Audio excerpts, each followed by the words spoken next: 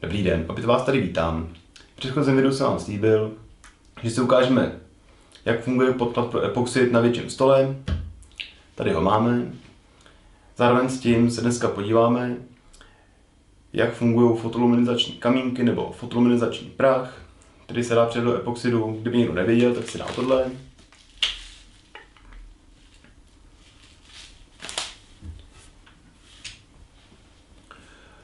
Studie dělají ze zbytků, tím myslím různý ořezy.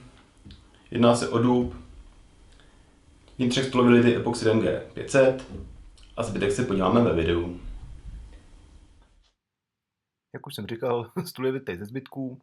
Já nevím, jak to máte vy, ale já nejsem schopný nikdy vyhodit žádný kousek, který odříznu. Vždycky ho 6krát otočím v ruce, než jde do kamen. Je mi prostě to dřeva líto. Kolikrát se stane, že i od kamen se zase dřevo zpátky vrátí do dílny. Takže jsme si zpracovali ořezy. Jak jste viděli, byl mezi tím běl. Byly i prasklé části toho materiálu. Něco bylo nahnilý, ale než to stopit, radši použít. Po hodince skládání máme připravený stůl.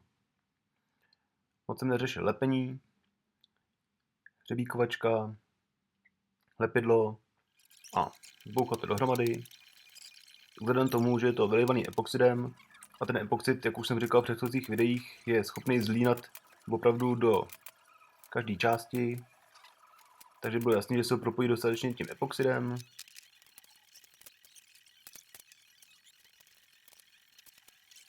Ještě stáhnout ve svěrkách, vypodložit si vlastně ty prázdné části, aby se stáhly k sobě taky trošičku. Bylo to vypodložený zbytkama vlastně z těch ořezů. No a po zaschnutí druhý den rozebrat a prohnat válcovou bruskou. Samozřejmě to video je trošičku zrychlený a i zkrácený. Ta válcová bruska neodebírá tolik, jako odebírá protahovačka, ale v té šířce protahovačku nemám, nebo nebyla šance jít do druhé dílny a samozřejmě bych se bál, že by se mi ty krátké laťky nebo ty tenké laťky mohly štípnout. Takže trošku střihu a máme čisto. Začistit oba konce, aby to vešlo do formy.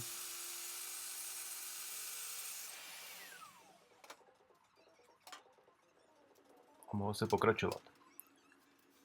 Teďka uvidíte, že laťky samozřejmě trošičku pnuly, takže ne všechno bylo úplně ideální. Úplně ideální myslím to, že mezi některými laťkama, nebo asi mezi dvouma, je drobná mezírka.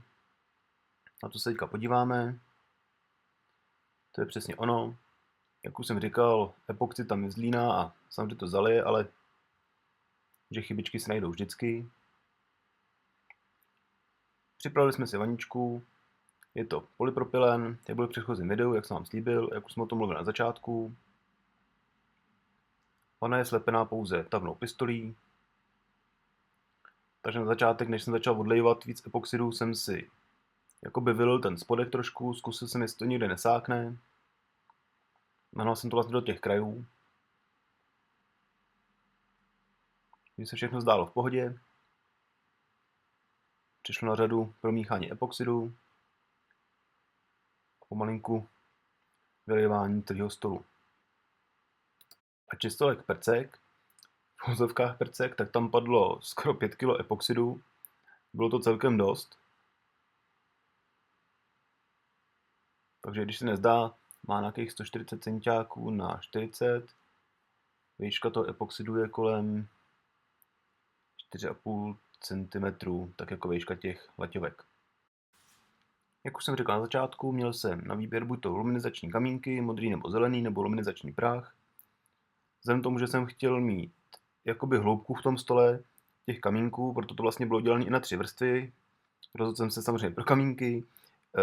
Prach by svítil, dal by se říct jenom na vršku, nebo to je moje teorie. Takže jsme k tomu kýče svítivýmu použili kamínky. Bylo to odlejvané ve 3 vrstvách. Ty vrstvy se lily postupně, vždycky mezi tím technologická pauza samozřejmě, protože když ten epoxid je měkký, tak ty kamínky mají tendenci nebo mají oni propadnout dolů, takže je potřeba ho nechat zatuhnout do určitý míry a zase v dalším kole odlejt další vrstvu.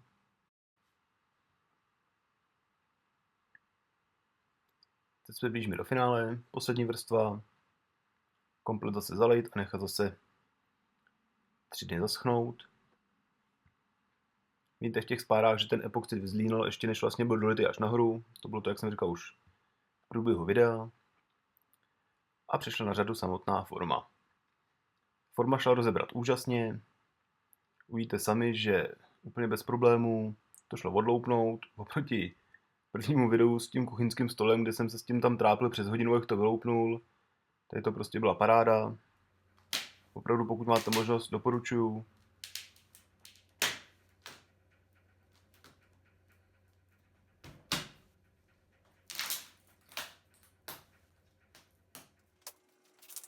Nechal jsem vám zvuk, abyste slyšeli, jak to bez problémů louplo.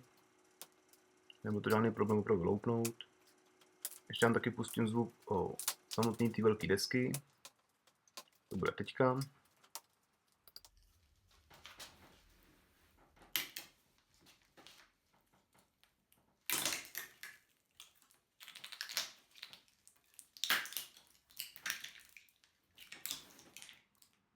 To bylo všechno. Prostě super. Jenom kousek, jak byl epoxy průzračný, bez žádných bublinek, když pomineme samozřejmě ty luminizační kamínky, fotluminizační kamínky. Zase celý prohnat válcovou bruskou, opět zdecheno a stěženo. Jak už jsem upozorňoval v předchozích videích, 500 zanáší brusný papír míň, myslím 500 epoxid, ta 1000 je na tom podstatně hůř, ale i přesto vždycky je potřeba mezi tím broušením ten brusný pás nebo ten brusný kotouč vyčistit. Teď další podstatný poznatek, na co strát pozor. Tady chci jenom upozornit, při řezání hran a těch předků fotoluminizační kamínky, které se přidaly do pryskyřice, jsou překvapivě tvrdý. Na té přední hraně jsem se oddělal kotouč od Feldra, u ponorky, u festulu, lítaly z toho jiskry, kotouč je prostě hotovej. Tady jsem musel změnit trošku vybavení. Na zbytek jsem použil kotouč od Bosche, je to kotouč na stavební řezivo. Bylo jenom předchozích videí. Kdyby někoho zajímalo, když tak doplním víc informací. V každém případě tenhle kotouč je schopný řezat jak samotné železo, přesně i s kamínkama dřevo. Už to bylo jednou ukázaný. Takže jenom upozorňuji, dejte si opravdu pozor, kamínky jsou víc tvrdší, než jsem předpokládal, tak abyste si nezničili ještě vybavení i vy. Teďka už bude řez v pohodě. Chybama se člověk učí. Po zaříznutí vlastně všechny hrany ještě obec jenom fréskou, aby to neřezalo do rukou. A přichází pomalinku na řadu úprava povrchu. Já před každým lakováním osmém všechno stříknu rozprašovačem s vodou, aby se postavil chlup. To jsme udělali v tomhle případě. K samotným nohám nechtěl jsem je moc řešit, takže spojení na krek, zase dubové laťky, jednoduchým způsobem. Ty vrtané části jsou buď to ze spoda u stolu, nebo ze spoda vlastně na té spodní části nohy, takže nejsou vidět.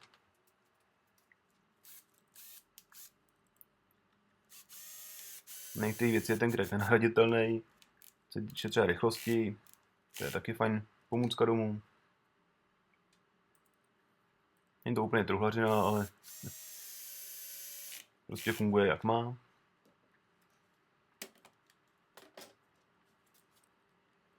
To samé jsme udělali na druhé straně.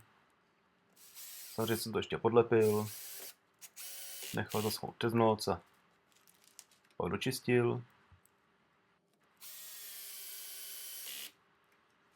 Teďka jsme si vršek napustili osmem.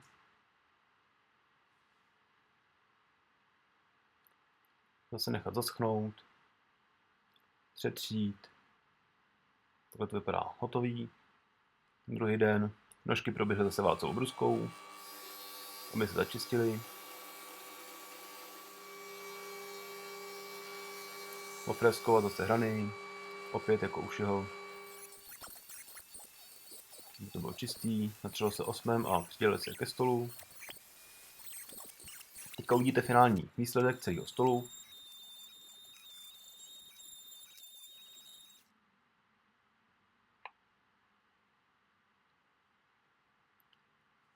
Stolek ze zbytku hotovej. Řešil jsem celkem dlouho, jak vám ukázat, jak svítí ve tmě. Musel jsem trošku přehodit vybavení, aby v té tmě rozpoznala kamera ten rozdíl. Takže budete mít možnost to vidět pomalinku líp, než to svítí ve skutečnosti. Tak se na to podíváme. Kamera zaostří, nabere si světlo. Vidíte, že ty luminizační kamínky jsou vlastně rozmístěny po celé té tloušťce toho stolu. Ještě se podíváme po dílce, jak na ten stůl, jak to vypadá. Opět je to takový kýč, ale zase, jak jsem říkal, byl to pokus, jak luminizační kamínky nebo luminizační prach funguje.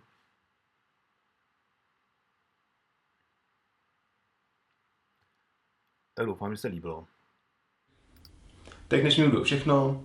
Děkuji za sledování a opět se budu těšit na shledanou.